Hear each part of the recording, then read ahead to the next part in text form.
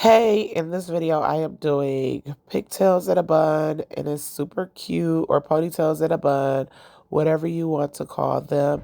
If I sound under the weather, I am under the weather, but I wanted to at least explain how I did this hairstyle. So first, I am splitting the hair down the middle, just making sure that all the parts are going to be equal. And then I'm going to be sectioning it off and basically creating my braid rubric, if you will, or braid pattern of how I want to do the design, and I am splitting it in fours. The reason why I split it in fours is because it's going to be pigtails, so I need braids from the front and then braids in the back going into one ponytail, and then on the other side, braids in the front, braids in the back, all going into one ponytail. This line of where I created the separation, which is from ear to ear, basically stopping point of where I want like the back braids to stop, and then when I get to the top where I want the front braids to stop to actually meet and go into that ponytail. Right now I am creating a design of how I want it, and then I am going to begin braiding. I'm not gonna lie, I was trying to decide how big I wanted her braids to be. So I just kind of just eventually something clicked, and then I just created a design just willy-nilly right off the dome. And so I would say that this is more of a freestyle, but as far as the rubric, that's the rubric you want to follow, or a foundation that you want to follow when doing pigtails or pigtails that go into a bun. Now I am starting my first braid, and I'm just braiding all the way up into where I want the ponytail to meet. I know some of you guys, if you follow me or follow my channel, you see me do ponytails, and you see me start off with 4 braids just in the middle to create that fullness of the ponytails. I did not do that with these pigtails. I could have, but I did not want to do it. I wanted to show you guys another way without having braids in the middle of the ponytail. I hope this all makes sense. And if you find value in this video and like what you're seeing, please subscribe, hit a like, and comment for the algorithm just to let everyone know like you get down with these braids. Or leave a question of just what you may need answered to do a hairstyle like this. If you are wondering how long this hairstyle can last in someone's head, I would say give or take, it all depends on how you maintain this hairstyle, but it can last up to 3 to 4 weeks. You just have to make sure you're wearing a shower cap when showering or bathing, and that you are tying it down with a scarf whenever you feel yourself just laying down and not really doing much. I would not say put on a bonnet. I tell you guys that in every video. Bonnets is all cute and everything, but when you're having braids that are braided on the scalp, you want to make sure they're not moving around in a bonnet just all willy-nilly. You want to lay it down with a scarf so it'll keep it in place when you're tossing and turning when you're sleeping.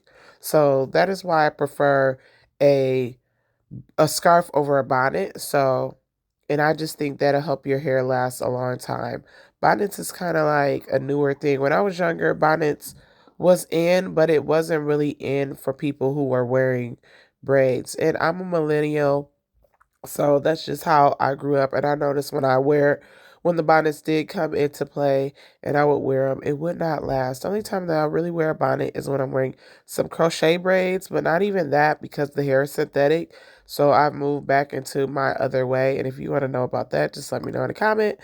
But yeah, I'm sorry that I didn't get a chance to show you guys how I did the crisscross braids. I really thought that my camera was recording, but unfortunately it was not. So unfortunately I was unable to show you guys. But if you want to see how I do the crisscross braids, I will be doing the crisscross design on the other side as well. So just stay tuned and continue watching. Again, I apologize for not showing you the footage on this side.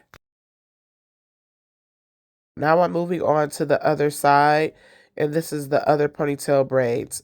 If you are wondering why I did not add any extensions, it's because her hair is very full and very thick, and it really did not call for it. But if it was somebody on a much finer or thinner side, I would have definitely started to feed in small pieces of extensions onto her hair.